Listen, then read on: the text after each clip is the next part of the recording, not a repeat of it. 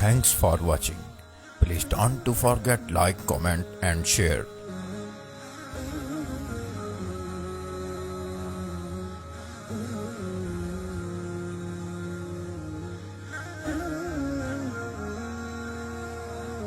Mufti Mubashir Ahmad Rabbani, Islamic scholar. نحمده ونصلي ونسلم على رسوله الكريم أما بعد فأعوذ بالله السميع العليم من الشيطان الرجيم من همزه ونفخه ونفسه بسم الله الرحمن الرحيم يا أيها الذين آمنوا لما تقولون ما لا تفعلون صدق اللہ مولانا العظیم رب اشرح لی صدری ویسر لی امری واحلل عقدۃ من لسانی یفقہوا قولی اللہم صلی علی محمد وعلی آل محمد کما صلیت علی ابراہیم وعلی آل ابراہیم انک حمید مجید اللہم بارک علی محمد وعلی آل محمد کما بارکت علی ابراہیم وعلی آل ابراہیم انک حمید مجید۔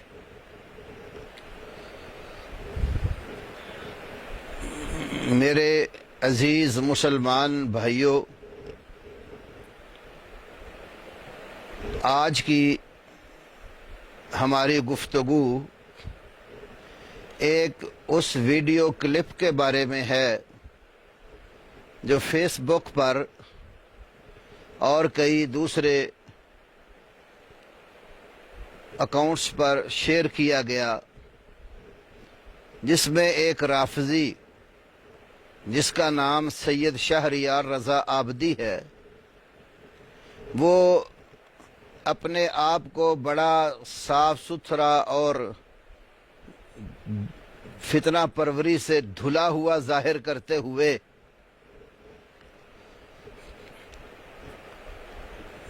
مخاطب ہوتے ہوئے کہتا ہے کہ اس وقت جو ہماری گفتگو ہے وہ پاکستان کے تمام صدر، وزیر اعظم اور جتنے وزراء ہیں اور ان کے علاوہ چیف جسٹس اور خصوصاً صحافی برادری اور ان حضرات کے نام ہے جو اس وقت دنیا بھر میں جانے اور پہچانے جاتے ہیں۔ پھر اس نے کئی ایک صحافیوں کے نام لیے جن کا تذکرہ کرنا یا نام لے کر ذکر دہرانا تحصیل حاصل ہے، اور صحافیوں کا نام لے کر دوبارہ وہ انہیں سلام کہتا ہے اور کہتا ہے کہ موضوع یہ ہے کہ ہم پاکستان کی سالمیت چاہتے ہیں اور کلچر بنانا چاہتے ہیں جس میں کسی کو بھی قتل نہ کیا جائے، اور عام طور پر کچھ لوگ تکلف سے کام لیتے ہیں، لیکن ہم بہت واضح بتا دیں، ہم پاکستان میں نہ ہندوؤں کو قتل عام کو صحیح سمجھتے ہیں، نہ لڑکیوں کے اغوا کو صحیح سمجھتے ہیں، نہ کسی بھی عیسائی کے قتل عام کو یا ڈرانے دھمکانے یا اس طریقے سے قادیانی کے قتل کو بالکل کنڈم کرتے ہیں، اور ساتھ ہی ہم حق رکھتے ہیں کہ ہم اپنا دفاع کریں۔ اپنی اس گفتگو میں عیسائیوں، ہندوؤں اور دیگر غیر مسلموں کے عدم قتل کی تو بات کی اس نے، لیکن مسلمانوں کے ساتھ جو قتل و غارت گری ان لوگوں نے جاری رکھی ہے اس کا تذکرہ نہیں کیا، اور کہتے ہیں کہ ہم پاکستان کی سالمیت چاہتے ہیں۔ اگر تم لوگ پاکستان کی سالمیت چاہتے ہو تو پھر تمہیں اہل السنہ اہل الحدیث کے تمام مقدسات اور محترم ہستیوں کا احترام اور ان کی پاسداری کرنا بھی سیکھو۔ آگ ملک میں خود لگا لیتے ہو اور قتل و غارت گری کی راہیں ہموار کر لیتے ہو، بلکہ قتل و غارت گری سے بھی باز نہیں آتے۔ نیٹ کے اوپر یہ ویڈیو موجود ہے کہ کراچی میں پولیس افسران باقاعدہ پریس کانفرنس کر کے بتا رہے ہیں کہ تمہارے لوگ یہاں سے زیارتوں کے نام پر ہمسایہ ملک جاتے ہیں اور وہاں سے پھر دہشت گردی کی باقاعدہ ٹریننگ لے کر واپس آتے ہیں، اور ان کی باقاعدہ تنخواہیں اور وظیفے جاری ہیں۔ ایک گروہ ان میں سے مسلمان علماء اور قائدین اور لیڈروں کی ریکی کرتا ہے، دوسرا گروہ ان کی قتل غارت گری پر اپنے فتنے کے جوہر دکھاتا ہے۔ یہ بات کسی سے ڈکی چھپی نہیں ہے، اور یہ تمہاری ہسٹری آج کی نہیں ہے۔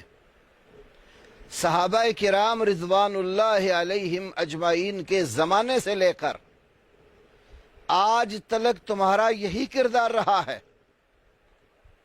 اور تم نے سب سے پہلے مسلمانوں کو کافر کہنے کی بنیاد رکھی ہے۔ تمہاری بے شمار کتابوں میں، جیسے کتاب الروضہ من الکافی اور دیگر کتابوں میں موجود ہے کہ نبی کریم صلی اللہ علیہ وسلم کے پاک باز گروہ اور وہ صحابہ کرام رضوان اللہ علیہم اجمعین جن کی شان اقدس میں قرآن مقدس کی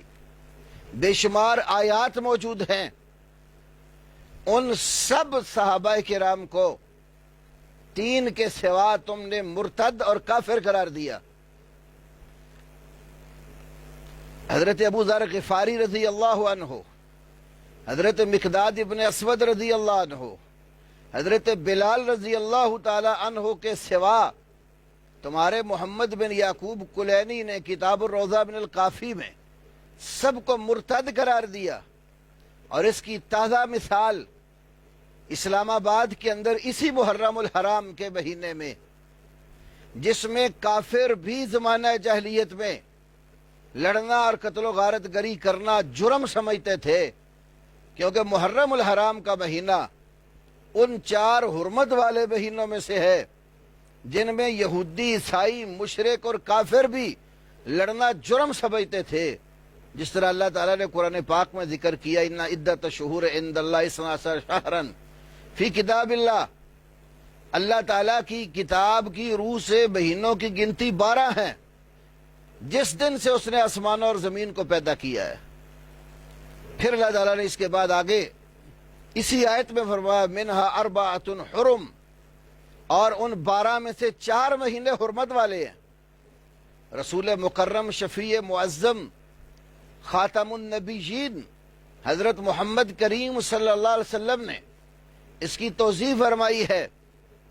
کہ 3 مہینے تو لگاتار ہیں، ذیقعد، ذوالحج اور محرم، اور چوتھا مہینہ رجب۔ یہ 4 مہینے حرمت والے سمجھے جاتے تھے، لیکن کافر جب ان مہینوں میں لڑنے کا پروگرام بناتے تھے تو ان کی حرمت کو پامال کر دیتے تھے اور مہینوں کی گنتی کو آگے پیچھے کر لیتے تھے، نام مہینوں کے چینج کر کے اپنا جرم کر لیتے تھے، اور پھر اس مہینے کی جگہ دوسرے مہینے کو حرمت والا سمجھ لیتے تھے۔ اس ماہ مقدس کے اندر اسلام آباد کی سرزمین پر تمہارے آصف رضا علوی نے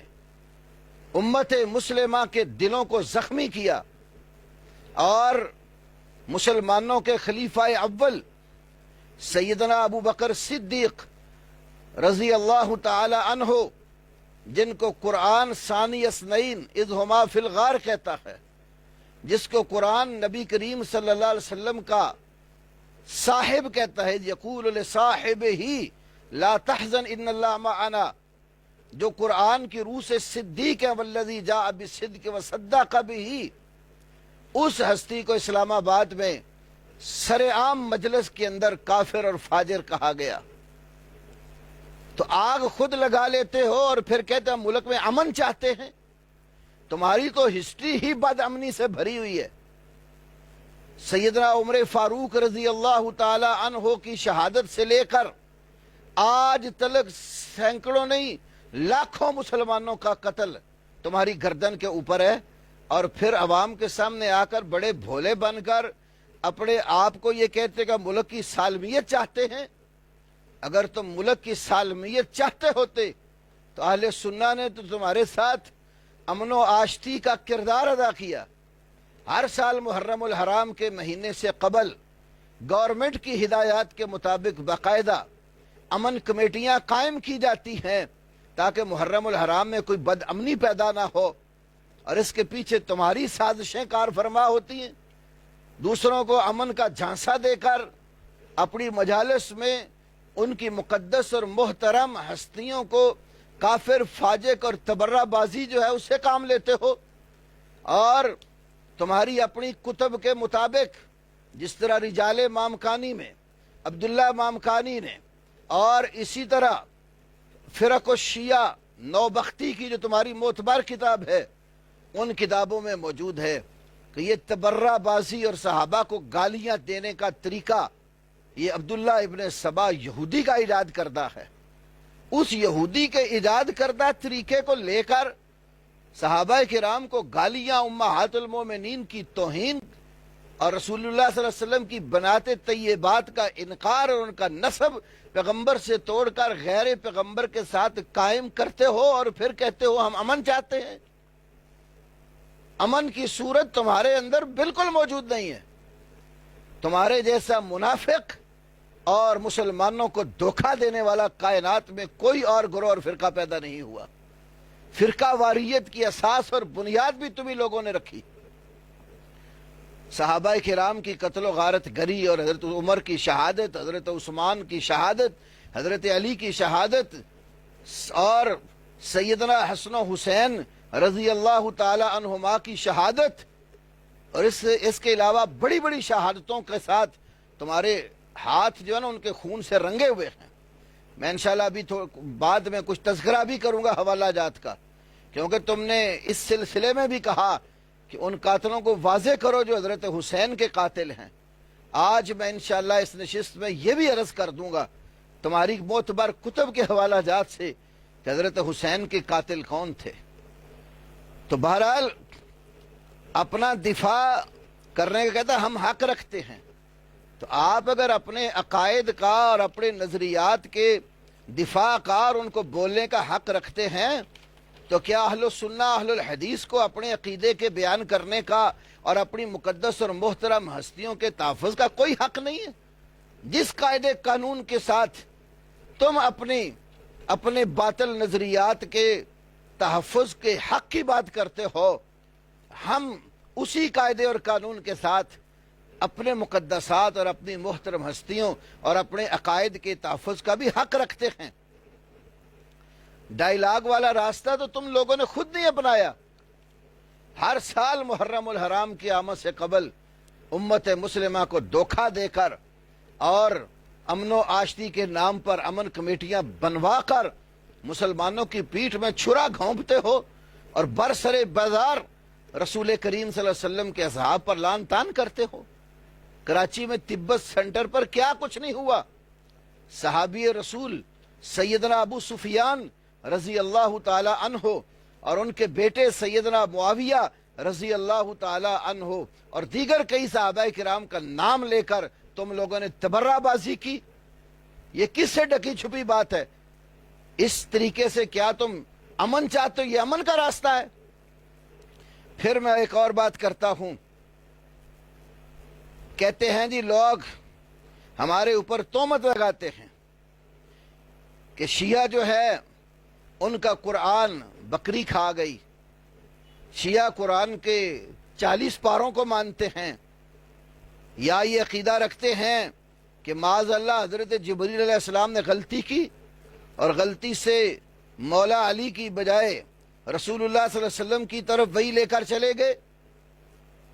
اور کہتا ہے کہ مجھے کوئی ایک کمزور روایت بھی اس سلسلے کی دکھا دو. پہلی بات تو یہ ہے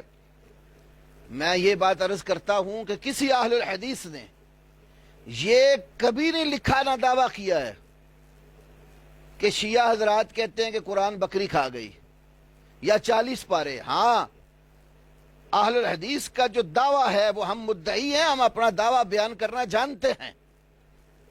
تم اپنی طرف سے ایک دعویٰ بنا کر ہمارے گلے میں ڈال کر اس پر بنیاد رکھتے ہو. ہم گونگے نہیں ہیں، لا علم نہیں ہے اللہ کے فضل سے. ہم اپنا دعویٰ بخوبی واضح کرنا جانتے ہیں. ہمارا دعویٰ تھا، ہے اور رہے گا کہ یہ قرآن جو مسلمانوں کے پاس گھروں میں موجود ہے، اس قرآن کے اوپر نہ تمہارا ایمان ہے نہ ہو سکتا ہے، اور اصل قرآن تم اس کو نہیں مانتے. یہ میں ابھی انشاءاللہ عرض کروں گا. تو کہتا ہے کہ یہ جو وحی والی بات ہے، کوئی ایک کمزور روایت بھی ہماری دکھا دو. شیعہ گروہ کے کئی ایک فرقے ہیں جو اپنے آپ کو حضرت علی رضی اللہ تعالی عنہ کی طرف منسوب کرتے ہیں، اور ان فرقوں میں سے ایک فرقے کا نام ہے غرابیہ فرقہ. یہ میرے ہاتھ میں کتاب ہے تمہارے مذہب کی، تذکرۃ الائمہ یا ائمہ معصومین علیہ السلام. اس کتاب کا صفحہ 63 ہے، اور یہ تالیف عالم بزرگوار محمد باقر مجلسی کی کے نام پر یہ کتاب چھپی ہوئی ہے. صفحہ 63 پر یہ عبارت ہے نیچے، جو میں ابھی پڑھ کے اپنی قوم کو سنانے لگا ہوں. اس کتاب میں لکھا ہے، طائفہ سیم غرابیہ گویند، حضرت علی کی طرف جو منسوب ہیں فرقے اور غلو کرتے ہیں، ان میں ایک تیسرا گروہ غرابیہ فرقے کا ہے. یہ بھی رافضیوں کا ایک فرقہ ہے. کہتے ہیں کہ بھئی ایشاں گویند خدا جبرائیل را بے علی فرستاد. یہ گروہ کہتا ہے کہ خدا نے جبرائیل کو علی کی طرف بھیجا رضی اللہ عنہ. او بے غلط محمد رفت، وہ غلطی سے محمد صلی اللہ علیہ وسلم کی طرف چلا گیا. از آنکے بے محمد بے علی غراب کے بے غراب ماند، اس لیے کہ جیسے کوے کی طرح ہوتا ہے. محمد اور علی آپس میں شکل و صورت میں ملتے تھے، تو جبرائیل علیہ السلام کو دھوکہ لگ گیا، اور وہ وہی علی کو دینے کی بجائے محمد کریم صلی اللہ علیہ وسلم کو دے کر چلا گیا. یہ حوالہ تمہارے مذہب کی کتاب تذکرۃ الائمہ کے اندر موجود ہے، اور یہ میں سکرین پر سامنے دکھا رہا ہوں اس کتاب کو. تو جو لوگ آپ لوگوں کے بارے میں کہتے ہیں وہ تمہارے ہی ایک گروہ کے متعلق یہ بات کرتے ہیں کہ شیعہ کے ایک گروہ کے نزدیک جبرائیل غلطی سے وحی لے کر محمد صلی اللہ علیہ وسلم کی طرف چلا گیا، اللہ نے اس کو وحی دے کر حضرت علی کی طرف بھیجا تھا. اسی طرح پھر یہ بات اس نے کی کہ میں کہتا ہوں تمام لوگوں سے دین کے نام پر اختلاف نہ کریں. ہر کسی کو حق ہے کہ وہ اپنے اسکول آف تھاٹ پر اپنے مذہب پر عمل کرے. ہم یہ کبھی نہیں آپ کو کہتے کہ آپ اپنے مذہب پر عمل نہ کریں. آپ اپنے مذہب کے اوپر عمل کریں، لیکن دوسروں کے مقدسات کو اور ان کی محترم ہستیوں کو نہ چھیڑیں. اپنا مذہب اپنے گھر کی 4 دیواری کے اندر رکھو، عمل کرو اس کے اوپر جو تمہارا مذہب تمہیں اجازت دیتا ہے، لیکن ہماری محترم ہستیوں کے بارے میں اپنی زبان کو مت کھولو. سیدنا علی کے فضائل بیان کرو، سیدنا حسن و حسین کے فضائل بیان کرو. ہم بھی ان کے فضائل اللہ کے فضل سے بیان کرتے ہیں. کانفرنسز ہماری ہوتی ہیں، ہم ان کو جس طریقے سے لیتے ہیں تم کبھی بھی اس طریقے سے نہیں لیتے. ہمارے محدثین نے باقاعدہ سیدنا علی کے فضائل کے اوپر، سیدنا حسن و حسین کے فضائل کے اوپر رضی اللہ تعالی عنہم اجمعین باقاعدہ مستقل کتب مرتب کی. امام نسائی رحمہ اللہ نے حضرت علی کے فضائل پر باقاعدہ خصائص علی کتاب لکھی. صحیح بخاری سے لے کر نیچے درجے تک کی کتاب ابن ماجہ تک تمام کتب حدیث میں ہمارے ہاں مناقب اور فضائل کے ابواب میں سیدین کریمین اور ان کے والد محترم سیدنا علی اور ان کی زوجہ محترمہ خاتون جنت سیدہ فاطمہ رضی اللہ تعالی عنہا کے فضائل اور مناقب اللہ کے فضل سے ہم بیان کرتے ہیں۔ اب یہ کہتے ہیں کہ تم لوگ اہل بیت کے فضائل کو چھپاتے ہو، ان کے مصائب کو چھپاتے ہو۔ محرم میں سب سے زیادہ جو فتنہ کرتے ہیں، مسلمانوں کے رسول کے نواسے اور نواسیوں کی مظلومیت کو بیان کرنے پر ہم ان سے سوال کرتے ہیں کہ وہ کیوں ایسا کرتے ہیں؟ کیا وہ مسلمان نہیں؟ کیا وہ رسول اللہ کو نہیں مانتے؟ ہم اللہ کے فضل سے رسول کریم صلی اللہ علیہ وسلم کو اپنا آخری سچا اور سچا پیغمبر مانتے ہیں اور ان کی اطاعت کو اپنے اوپر فرض سمجھتے ہیں، اور اہل بیت رضوان اللہ علیہ مجمعین اور صحابہ کرام رضی اللہ عنہم اجمعین سب کا احترام فرض سمجھتے ہیں، وہ ہمارے ایمان کا حصہ ہے۔ اب یہ کہتے ہیں جی آپ غم کیوں نہیں مناتے ان کے نواسے کا؟ غم منانا آپ کا طریقہ ہے۔ جب کوئی اللہ تعالیٰ کی راہ میں شہید ہو جاتا ہے تو رسول اللہ صلی اللہ علیہ وسلم نے سدا ہمیشہ یا ہر سال اس کی شہادت کے دن پر کبھی بھی وہ دن نہیں منایا۔ جاؤ، میں تمہیں چیلنج سے کہتا ہوں، پورے ذخیرہ حدیث سے جتنا ہمارے ہاں موجود ہے، آپ ایک صحیح سند سے مجھے ثابت کر دیں کہ نبی علیہ السلام کی زندگی میں آپ کے چچا سید الشہداء امیر حمزہ رضی اللہ عنہ شہید ہوئے، اور بدر سے لے کر احد، تبوک اور بڑی بڑی جنگوں کے اندر بے شمار صحابہ کرام نے شہادتیں پیش کی۔ نبی صلی اللہ علیہ وسلم نے کبھی کسی ایک شہید کی شہادت والے دن کو غم کے ساتھ منایا ہو؟ اور جس طرح تم گلیوں میں نکلتے ہو چھریاں لے کر، اپنے آپ کو زخمی کرتے ہو، مارتے ہو، پیٹتے ہو، اس طریقے سے سیدنا علی رضی اللہ عنہ نے کبھی حضرت حمزہ کی شہادت پر یہ دن منایا ہو، یا انہوں نے اپنے حسنین کریمین نے اپنی زندگی میں پہلے شہداء کے اوپر کبھی کوئی ایسا سالانہ ماتم کیا ہو جیسے تم کرتے ہو؟ گلیوں میں نکل کر، بازاروں میں نکل کر چھریوں کے ساتھ اور ایک ایک سنگل کے ساتھ 5 چھریاں لگا کر اپنے آپ کو مارنا، پیٹنا اور زخمی کرنا، یہ تمہارا مقدر ہے۔ اور ہم کہتے ہیں اس لیے تمہارا یہ مقدر ہے کہ تمہیں یہ چیز ورثے میں ملی ہے، اور اس کے پیچھے بڑے بڑے نیک لوگوں کی بد دعا بھی تمہارے اوپر ہے۔ یہ میں بعد میں انشاءاللہ کئی حوالے عرض کرتا ہوں اس کے بھی، لیکن سرے دست ایک بات عرض کروں، یہ میرے ہاتھ میں تمہاری بڑی معتبر کتاب ہے، العیون العبرہ فی مقتل سید شہداء، ایران کی چھپی کتاب ہے۔ اس کتاب کے صفحہ 92 پر سیدنا حسین رضی اللہ تعالی عنہ کا اپنی بہن کے نام یہ پیغام یہاں موجود ہے۔ اپنی بہن سے یہ بات کہی کہ اگر میں اللہ کی راہ میں قتل کر دیا جاؤں، شہید کر دیا جاؤں، لا تشقی علیہ جیبن، میرے اوپر گریبان چاک نہ کرنا،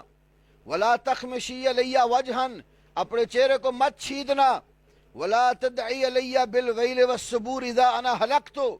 جب میں اس دار فانی سے رخصت ہو جاؤں تو میرے نعش کے اوپر واہ ویلے نہ کرنا۔ اور اسی طرح اسی کتاب کے اندر اور دیگر کئی ایک کتابوں کے اندر یہ بات موجود ہے کہ حضرت حسین نے اپنے خانوادے کو اس طرح ماتم کرنے سے، رونے پیٹے سے منع کیا۔ اور یہ میرے ہاتھ میں دوسری کتاب تمہارے مذہب کی معتبر کتاب علی بن ابراہیم قمی کی تفسیر قمی ہے، اور اس کی جلدوم ہے، اور اس کی جلدوم کے اندر صفحہ نمبر 364 کے اوپر سورہ ممتحنہ کی آیت کی تفسیر میں، سورۃ ممتحنہ کی آیت کی تفسیر میں یہ روایت موجود ہے کہ نبی کریم صلی اللہ علیہ وسلم نے جب عورتوں سے بیعت لینی تھی اللہ کے فرمان کے مطابق، یا ایھا النبی اذا جاءک المؤمنات یبایعنک علی اللہ یشرکن باللہ شیئا ولا یسرقن ولا یزنین ولا یقتلن اولادہن ولا یاتین ببہتان یفترینہ بین ایدیہن وارجلہن ولا یعصینک فی معروف فبایعہن۔ اس آیت میں اللہ نے فرمایا کہ اے نبی، جب ایمان والی عورتیں آپ کے پاس بیعت کے لیے آئیں تو آپ نے شرط پر ان سے بیعت کرنی ہے کہ اللہ کے ساتھ کسی چیز کو شریک نہ بنائیں، چوری نہ کریں، زنا نہ کریں، اپنی اولاد کو قتل نہ کریں، اور اپنے سامنے بہتان تراشی نہ کریں، اور معروف میں نیکی کے کام میں آپ کی نافرمانی نہ کریں، تو ان سے بیعت کر لو۔ وَاسْتَغْفِرْ لَهُنَّ اللَّهُ، اور ان کے حق میں اللہ تعالیٰ سے استغفار کرو۔ ان اللہ غفور رحیم، بے شک اللہ تبارک و تعالی بہت زیادہ بخشنے والا، از حد مہربان ہے۔ تو جب آپ نے یہ فرمایا تو ام حکیم بنت حارث بن عبد المطلب اٹھی اور کہنے لگی، یا رسول اللہ، یہ معروف جس میں اللہ نے ہمیں حکم دیا ہے کہ ہم آپ کی نافرمانی نہ کریں، وہ کیا ہے؟ تو آپ صلی اللہ علیہ وسلم نے فرمایا، اللہ تخمشن وجہن، ہرگز چہرے نہ چھیدو، ولا تلتمن خدن، ہرگز اپنے رخساروں کو نہ پیٹو، ولا تنتفن شعرن، اپنے بالوں کو نہ کھسوٹو، ولا تمزقن جیبن، گریبان مت پھاڑو، ولا تسودن ثوبا، ہرگز کالے کپڑے نہ پہنو، ولا تدعون بالویل والثبور، اور ہائے وائے واہ ویلو مت کرو، ولا تقیمن عند قبر، اور یہ کام ہرگز کسی قبر کے پاس قائم نہ کرو۔ تو پھر اللہ کے رسول نے شروط پر ان کی بیعت کی۔ یہی روایت تمہارے مذہب کی دوسری معتبر ترین کتاب فروق فی محمد بن یعقوب کلینی کی جلد نمبر 2 صفحہ 228، کتاب النکاح، باب و صفات مبایعت النبی صلی اللہ علیہ وسلم النساء، اور تیسری تمہاری بڑی معتبر کتاب اور قرآن کا ترجمہ اور تفسیر مولوی مقبول دہلوی کا، اس کے اندر بھی یہی روایت پوری کی پوری موجود ہے۔ آپ ہمیں کہتے ہیں کہ آپ حضرت حسین کے نام کا غم نہیں کرتے۔ حضرت حسین تو شہادت پا کر اللہ کے ہاں بڑا مرتبہ پا گئے، تو اہل سنہ والجماعہ اہل الحدیث کے ہاں کسی کی شہادت پر غم منانا اس طرح، اور ہر سال محفلیں قائم کرنا غم کی، اور رونا دھونا پیٹنا گریبان چاک کرنا قطعاً جائز نہیں، حرام ہے۔ اور اس کے میں حوالے آپ کے مذہب کی بھی معتبر کتب سے چند ایک ابھی پیش کر چکا ہوں، وگرنہ میرے پاس حوالوں کی لائن لگی ہوئی ہے۔ یہ چونکہ موضوع نہیں ہے، ضمناً تم نے بات کی تو میں نے تمہارے مذہب سے تمہیں آئینہ دکھلایا کہ رسول اللہ صلی اللہ علیہ وسلم نے تو ماتم کرنے سے روکا، کالے کپڑے پہننے سے روکا، اور تم لوگ وہی طریقہ اپناتے ہو، چہروں پہ تھپڑ مارتے ہو، گریبان چاک کرتے ہو، چھریوں کے ساتھ اپنے آپ کو لو لہان کرتے ہو، اور اسی طرح تم لوگ محرم الحرام میں بالخصوص کالے کپڑے پہنتے ہو، جن کاموں سے رسول اکرم شفیع معظم حضرت محمد الرسول اللہ صلی اللہ علیہ وسلم نے منع کیا، اور تمہاری کتب گواہ ہیں اس پر۔ تمہارے 11ویں امام کے صحابی جو ہیں وہ ابراہیم قمی، اس کے بیٹے علی بن ابراہیم قمی نے، جو تمہاری سب سے معتبر تفسیروں میں شمار ہوتی ہے، تفسیر قمی میں سورۃ ممتحنہ کی تفسیر کے اندر درج کیا ہے، کم از کم ہماری بات نہیں مانتے تو اپنے مذہب کی کتب پر ہی عمل کر لو۔ یہ اگر تمہاری عبادت ہے تو کیسی عبادت ہے جو گلی محلے میں پورے ملک میں لوگوں کے امن کو تباہ کر کے اور گلیوں میں تم اپنے آپ کو زخمی کرتے پھرتے اور شبیہیں بناتے پھرتے ہو؟ یہ کون سی عبادت ہے؟ عبادت ہے تو اپنے امام بارگاہ کے اندر کرو، عبادت ہے تو اس کو اپنی مسجدوں کے اندر کرو، اپنے گھروں کے اندر اس کو محدود رکھو۔ جب باہر نکل کر نوحہ خوانی کرتے ہو، مرثیہ خوانی کرتے ہو، اور مرثیوں میں گالیاں دیتے ہو رسول اللہ صلی اللہ علیہ وسلم کے صحابہ کرام کو، تو بد امنی تو پیدا ہوگی۔ پھر کہتے ہیں جی ہمارے بارے میں یہ جو کہتے ہیں، اسی طریقے ساتھ ہی کہتے ہم نہیں کہتے کہ آپ شیعوں کے طریقے سے منائیں، آپ اپنے طریقے سے منائیں اور ان کے قاتلوں کو واضح کریں کہ ان کے قاتل کون تھے۔ آج میں یہ شہریار رضا عابدی کی اس تقریر کے حوالے سے جو اس نے پوری صحافی برادری کے نام لے کر یہ بات کہی کہ ان کے قاتلوں کو واضح کریں، میں پوری اس صحافی برادری سے یہ عرض کرتا ہوں، میرا قطعاً یہ پروگرام نہیں تھا کہ میں کوئی ایسی بات کرتا جس سے مزید جو ہے وہ کوئی شعلے پھوٹتے، لیکن یہ بات کہی گئی تو پھر میں پوچھتا ہوں ان سے، تم یہ بتاؤ کہ کربلا کے میدان میں جو شہید کیے گئے رسول اللہ صلی اللہ علیہ وسلم کی اطرت اور آپ کے خانوادے کے لوگ، تو جن کا قتل ہوا مدعی تو وہ ہے نا، جو مدعی ہیں ان سے پوچھتے ہیں کہ تمہارے قاتل کون ہیں۔ اس پورے قضیے کے مدعی حضرت امام علی زین العابدین، جو مردوں میں سے واحد جو کربلا کے میدان میں رسول اللہ کے خاندان سے بچے تھے، تو علی زین العابدین سے پوچھتے ہیں کہ تمہارے قاتل کون ہے، تمہارا دعویٰ کس کے خلاف ہے؟ پاکستان کے چیف جسٹس کو اور چاروں صوبوں کے چیف جسٹس کو، سپریم کورٹ کے اور صوبائی چیف جسٹس کو، اور بڑی ساری صحافی برادری کے نام لے کر کہا گیا کہ ان کو کہیں کہ یہ قاتلوں کو واضح کریں۔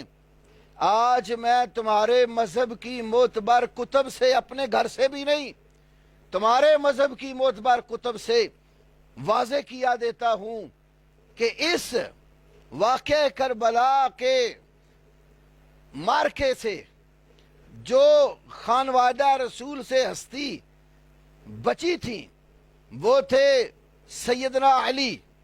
بن حسین بن علی بن ابی طالب رضی اللہ تعالی عنہم، تو جنہیں علی زین العابدین بھی کہا جاتا ہے، جن کا لقب تم نے سجاد بھی رکھا ہوا ہے۔ یہ کتاب ہے تمہارے گھر کی، العیون الابرا فی مقتل سید الشہداء، یہ احیاء الآثار الجعفریہ منشورات مکتبہ مرتضویہ کی چھپی ہوئی، سید ابراہیم المیانجی اس کا مؤلف، اور یہ کتاب صفحہ نمبر 217، اور یہاں پر عقیلہ ہاشمیین، رسول اللہ صلی اللہ علیہ وسلم کے خاندان کی ایک شہزادی کا بیان، اور 223 صفحے کے اوپر حضرت علی زین العابدین کا خطبہ 222 اور 223 پر موجود ہے۔ یہ خطبے کی عبارت ہے جو ابھی میں آپ کے سامنے رکھنے لگا ہوں۔ یہ پورا خطبہ علی زین العابدین کا اس کتاب میں موجود ہے، اور بھی کتب میں موجود ہے، میں آپ کے سامنے رکھتا ہوں۔ جس وقت حضرت حسین رضی اللہ تعالی عنہ کا خانوادہ شہید کر دیا گیا، اور حضرت علی زین العابدین اپنے خاندان کی بچی ہوئی خواتین کو لے کر کربلا کے میدان سے کوفہ پہنچے،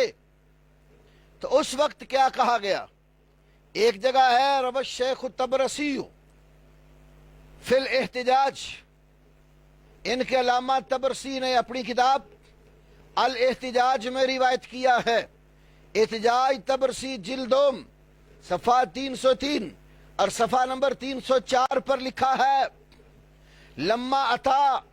علی بن الحسین علیہ السلام بن نصفت بن کربلا، جس وقت علی بن حسین کربلا سے عورتوں کے قافلے کے ساتھ کوفہ آئے، وکانا مریضن، علی زین العابدین بیمار تھے، وَإِذَن نساء اہل الکوفہ ینتدبن مشققات الجیوب والرجال معہن یبکون، کیا دیکھتے ہیں؟ کوفے کی عورتیں اپنے آپ کو زخمی کر رہی ہیں، اپنے گریبان چاک کر رہی ہیں، والرجال معہن یبکون، اکیلی عورتیں ہی نہیں، کوفے والے مرد بھی ان کے ساتھ رونا دھونا کر رہے ہیں۔ فقال زین العابدین علیہ السلام بصوت ضئیل وقد نہقتہ العلہ، علی زین العابدین نے بڑی ہی نحیف اور کمزور سی آواز کے ساتھ کہا، اس لیے کہ بیماری نے ان کو نحیف اور کمزور کر رکھا تھا۔ علی زین العابدین بیمار کربلا بھی انہیں کہا جاتا ہے۔ بیمار کربلا نے اپنی بیماری کے عالم میں اہل کوفہ کے مردوں اور عورتوں کو روتے پیٹتے دیکھا تو کہا، یہ الفاظ بڑے قابل توجہ ہیں، کیا کہا؟ اِنَّ هَؤُلَاءِ يَبْكُونَ عَلَيْنَا فَمَنْ قَتَلَنَا غَيْرُهُمْ، بے شک یہ لوگ ہمارے اوپر روتے ہیں، فَمَنْ قَتَلَنَا غَيْرُهُمْ، تو ہمیں بتایا جائے کہ پھر ان کے سوا ہمارا قاتل کون ہے۔ هَؤُلَاءِ يَبْكُونَ عَلَيْنَا فَمَنْ قَتَلَنَا غَيْرُهُمْ، یہ ہمارے اوپر رو رہے ہیں تو پھر ان کے علاوہ ہمارا قاتل کون ہے؟ ہمیں بتانے کی ضرورت نہیں، تمہاری کتابیں بول کے بتا رہی ہیں کہ اس واقعہ کے مدعی امام علی زین العابدین قاتل کنہیں قرار دے رہے ہیں، اور یہی والا تمہارے مذہب کی دوسری معتبر کتاب ملا باقر مجلسی کی جلال عیون صفحہ نمبر 503 پر بھی ہے، اور علی زین العابدین کا خطبہ جو اس مقام پر دوسری جگہ موجود ہے صفحہ 222 پر، اس کے اندر الفاظ ہیں، ایھا الناس، اے لوگو، من عرفنی فقد عرفنی، جو مجھے پہچانتا ہے وہ تو پہچانتا ہی ہے، ومن لم یعرفنی فانا علی بن الحسین المذبوح بشط الفرات، جو مجھے نہیں پہچانتا وہ بھی پہچان لے، میں اس حسین کا بیٹا علی ہوں جس حسین کو دریائے فرات کے کنارے پر ذبح کر دیا گیا۔ پھر آگے کہتے ہیں، ایھا الناس ناشدتکم باللہ هل تعلمون انکم کتبتم الی ابی وخدعتموہ، اور لوگو میں تمہیں اللہ کی قسم دے کر پوچھتا ہوں، کیا تم جانتے نہیں تم نے میرے باپ کو خط لکھ لکھ کر بلایا، وخدعتموہ، اور بلا کر تم نے میرے باپ کو دھوکہ دیا، وآتیتموہ من انفسکم العہد والمیثاق والبیعہ، تم نے میرے بابا حسین کو بڑا پختہ عہد اور وعدہ اور بیعت کا عہد دیا، وقتلتموہ، اور وعدے دے کر خط لکھ کر بلا کر تم نے انہیں قتل کر ڈالا، فتبا لکم، تمہارے لیے تباہی اور بربادی ہو، ما قدمتم لانفسکم، جو تم نے اپنے کرتوت اور اعمال آگے آخرت کے لیے بھیج ڈالے، تباہی اور بربادی ہے تمہارے لیے۔ بِأَيَّةِ عَيْنٍ تَنظُرُونَ إِلَىٰ رسول اللہ صلی اللہ علیہ وسلم، جب قیامت کا منظر ہوگا، روز محشر بپا ہوگا، کس آنکھ سے تم اللہ کے رسول صلی اللہ علیہ وسلم کو دیکھو گے؟ اذ یقول لکم قتلتم اطرتی، جب میرے نانا تمہیں کہیں گے کہ تم نے میری اطرت کو قتل کیا، وانتحقتم حرمتی، اور میری عزت کا تم نے پردہ چاک کیا، فلستم من امتی، جاؤ دفع ہو جاؤ، تم میری امت میں سے نہیں ہو۔ یہی خطبہ احتجاج تبرسی طبع بیروت جلدوم صفحہ 306 پر، اور پرانی طبع جو ایران کی ہے صفحہ 159 پر موجود ہے۔ اور میں ایک اور بات بھی تمہیں یہاں بتاتا چلوں، اسی کتاب کے صفحہ نمبر 218 پر حضرت علی کی بیٹی زینب امام حسین کی ہمشیرہ رضی اللہ تعالی عنہا کا خطبہ بھی موجود ہے، اور ان کے الفاظ بھی سونے کے پانی سے لکھنے کے قابل ہے۔ آج تمہیں بتا رہا ہوں کہ کربلا میں شہیدوں کے جو اصل حقیقی وارث تھے، انہوں نے اپنا قاتل انہی بلانے والے آل کوفہ کو، جنہوں نے خط لکھ لکھ کر بلایا اور دھوکہ دے کر انہیں شہید کیا، اور ان کے اوپر پر شہید کر کے ماتم اور عزاداری کرنے لگ گئے، رونے پیٹنے لگ گئے، انہی آل کوفہ کو امام علی زین العابدین بھی اپنا قاتل قرار دیتے ہیں۔ اور علی زین العابدین کی پھپھی حضرت حسین کی ہمشیرہ اور علی بن ابی طالب امیر المؤمنین کی بیٹی زینب کیا کہتی ہیں؟ کہتی اما بعد، حمد و صلات کے بعد، یا اہل الکوفہ،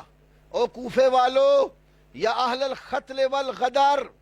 اے مدد سے ہاتھ کھینچنے والے اور عہد کر کے توڑنے والے غادرو، والخزل، اور رسوائی کا تلک اپنے ماتھے پہ لگانے والو، فلا رکعت العبرت ولا ہدات الظفرا، تمہارے آنسو اور آنکھوں سے نکلنے والے پانی کے قطرات کبھی نہ رکیں۔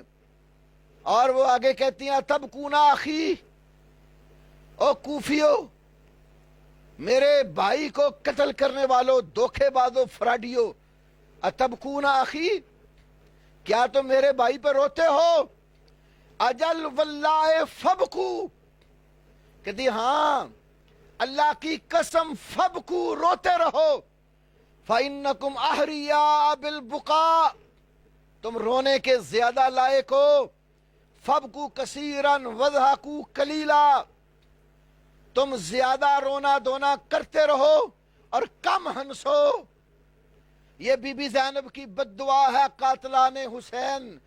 اور سید الانبیاء خاتم النبیین کے خانوادہ کے قاتلوں کے لیے، کہ دھوکہ دے کر بلا کر شہید بھی کیا، اور دھوکہ دے کر بلا کر شہید کر کے پھر رونا دھونا بھی کیا۔ اور بی بی زینب نے بد دعا دی، جاؤ تم روتے رہو اور رونا تمہارے زیادہ لائق ہے، ہنسو کم اور زیادہ رونا دھونا کرو۔ یہ بی بی زینب کی بد دعا لگی ہوئی ہے۔ ہر سال جب وہ دن آتا ہے جس دن حضرت حسین رضی اللہ تعالی عنہ کو شہید کیا گیا تھا، تو اس دن قاتلان حسین اپنا رونا دھونا شروع کر دیتے ہیں، کیونکہ بی بی زینب کی بد دعا ہے۔ یہ دوسری کتاب، تیرے مذہب کی معتبر کتاب خلاصۃ المصائب، یہ میں اپنے اردو دان طبقے کے لیے پیش کر رہا ہوں، اپنی صحافی برادری سے کہتا ہوں کہ یہ حوالے بھی پھر تم شہریار عبدی کی خواہش کے مطابق صحافت کا کردار ادا کرو، اور اخبارات کے صفحات کی زینت بناؤ، اور دنیا والوں کو بتاؤ کہ امام حسین کا قاتل کون تھا۔ خلاصۃ المصائب، یہ تمہارے قاسمین بک سینٹر ملا شیان اندرون موچی گیٹ لاہور کی چھپی ہوئی کتاب خلاصۃ المصائب، اور اس کتاب کے اوپر شروع پر ہی کربلا معلیٰ کا نقشہ بھی دیا ہوا ہے۔ اور اس خلاصۃ المصائب کتاب کا صفحہ نمبر 213 ہے، اس پر لکھا ہے اللہ اکبر، کہتے ہیں روایات صحیحہ میں وارد ہے، کچی روایتیں بھی نہیں، روایات صحیحہ میں وارد ہے کہ جناب امام حسین جب قریب کربلا پہنچے تو عمر ساتھ 50,000 سوار برائے قتل شاہ ابرار ہمراہ لے کر روانہ کربلا ہوا۔ لیس فیہم شامی ولا حجازی بل جمیعہم من اہل الکوفہ۔ کہتا ہے کہ صحیح روایتوں میں وارد ہے کہ امام حسین کو قتل کرنے والے لیس فیہم شامی ولا حجازی بل جمیع من اہل الکوفہ، ان میں نہ کوئی شام کا بندہ تھا، قاتلان حسین میں دمشق اور شام سے کوئی قاتل نہ تھا، ولا حجازی، نہ حجاز اور مکے اور مدینے کے لوگوں میں سے کوئی اس قافلے کا قاتل تھا، بل جمیعہم من اہل الکوفہ، بلکہ سارے کے سارے آل کوفہ تھے۔ اور اٹھا اپنے مذہب کی کتاب اعلام الورا طبرسی کی، جس وقت امیر معاویہ رضی اللہ تعالیٰ عنہ کی وفات ہوئی تو تیری طبرسی کی اعلام الورا میں موجود ہے، تحرکت الشیعہ فی العراق، عراق میں شیعہ متحرک ہوئے اور انہوں نے امام حسین کو خط لکھے۔ خط بھی کوئی تھوڑے نہیں تھے۔ العیون الابرا کے اندر یہ بات موجود ہے، 2 بورے خطوں کے، 2 خرجیاں خطوں کی امام حسین رضی اللہ تعالی عنہ کو لکھے اور بلا کر انکار کر دیا، ہم نے کوئی خط نہیں لکھا۔ یہ صفحہ 68 اور 69 کے اوپر موجود ہے۔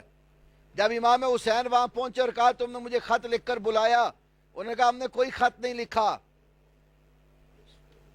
تو امام صاحب نے فرمایا اتتنی بہی کتبکم وقدمت علی رسولکم،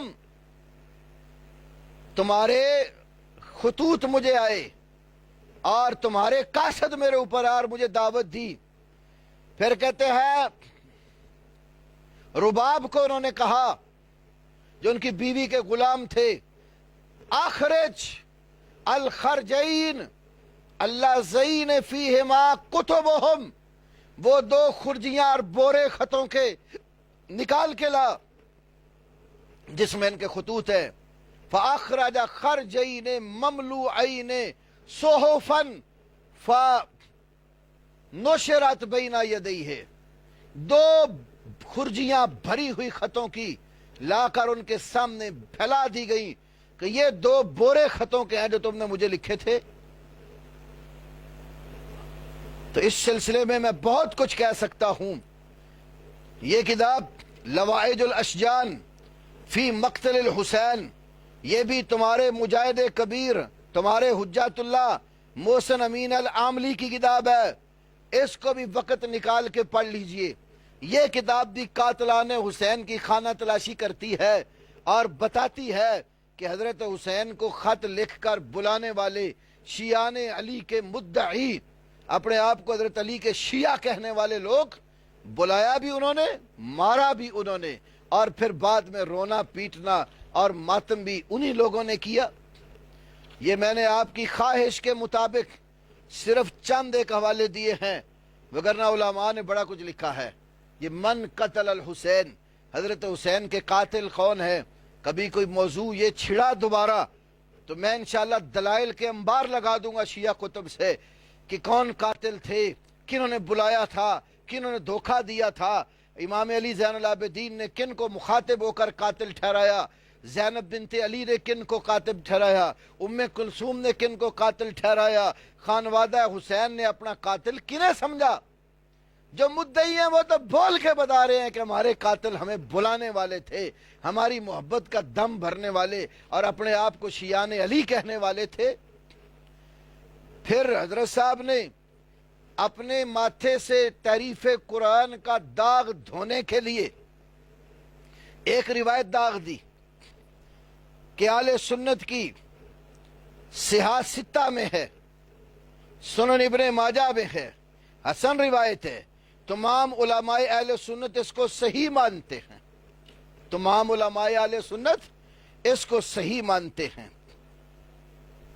اور روایت کیا پیش کی کہ ابن ماجہ میں روایت ہے۔ پھر حضرت صاحب ایک ہی کتاب کے مختلف طبعات اردو تراجم اور عربی نسخہ اس کے سکین پیش کریں. کتاب ایک ہی ہے، خواہ اس کے آپ 60 نسخے پیش کر ڈالیں. اللہ کے فضل سے میرے اس مکتبے میں ایک ایک کتاب کے بے شمار کئی ایڈیشن موجود ہیں. اب میں ایک ہی کتاب کو کئی بار بار دکھاتا رہوں تو کئی کتب نہیں بنے گی.